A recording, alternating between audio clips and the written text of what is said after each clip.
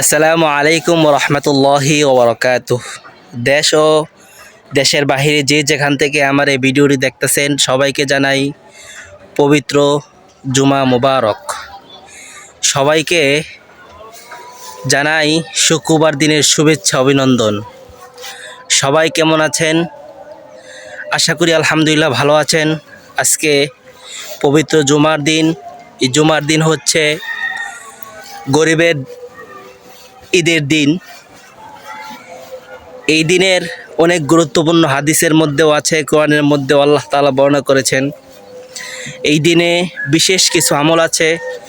আমলের মধ্যে হচ্ছে বেশি বেশি আল্লাহর কাছে তওবা ইস্তেগফার পড়া, বেশি বেশি আল্লাহর কাছে ক্ষমা প্রার্থনা করা, বেশি বেশি ইবাদত বন্দেগী করা, আর বেশি বেশি দুরূদ শরীফ পড়া সাল্লাল্লাহু আলাইহি ওয়াসাল্লাম, অথবা যারা বড় দুরূদ পারেন দুরূদ ইব্রাহিম, যে যেটা পারেন সেটা বললেই হবে।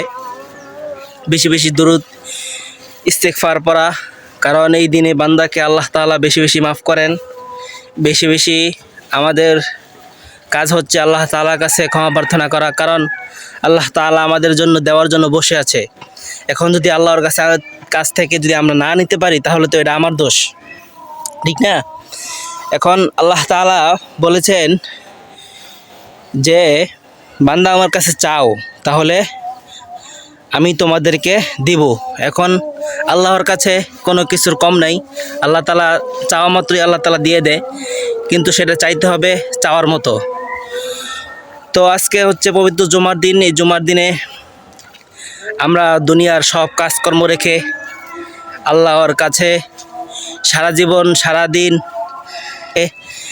যেন খুব গুরুত্ব সহকারে আল্লাহ তাআলাকে খুশি করতে পারি, আল্লাহ তাআলাকে রাজি খুশি করতে পারি। শুক্রবার দিনে আল্লাহ তাআলা সেই ওয়াদাই দিয়েছেন। শুক্রবার দিন খুব ফজিলতপূর্ণ একটি দিন। এই দিনে আমরা চেষ্টা করব বেশি বেশি আল্লাহ তাআলা স্মরণ করার জন্য, আল্লাহ তাআলাকে রাজি খুশি করার জন্য। আল্লাহ তাআলা আমাদের সকলকে এই শুক্রবারের ফজিলত, শুক্রবারের গুরুত্ব, শুক্রবারের হুকুম আহকামগুলো আমরা যেন সঠিকভাবে সঠিক পদ্ধতিতে মেনে চলতে পারি। আল্লাহ তাআলা যেন আমাদের সকলকে তৌফিক দান করেন, আমিন। ভিডিওটি যে যেখান থেকে দেখতেছেন সবাইকে শেয়ার করে দিবেন, সবাইকে দেখার সুযোগ করে দিবেন। হতে পারে এই ভিডিওটি কারোর জন্য উপকারী হতে পারে। এজন্য বেশি বেশি আল্লাহ তাআলার হুকুম আহকাম আমরা যেন পালন করতে পারি। আল্লাহ যেন সেই তৌফিক দান করেন, আমিন। আসসালামু আলাইকুম ওয়া রাহমাতুল্লাহ।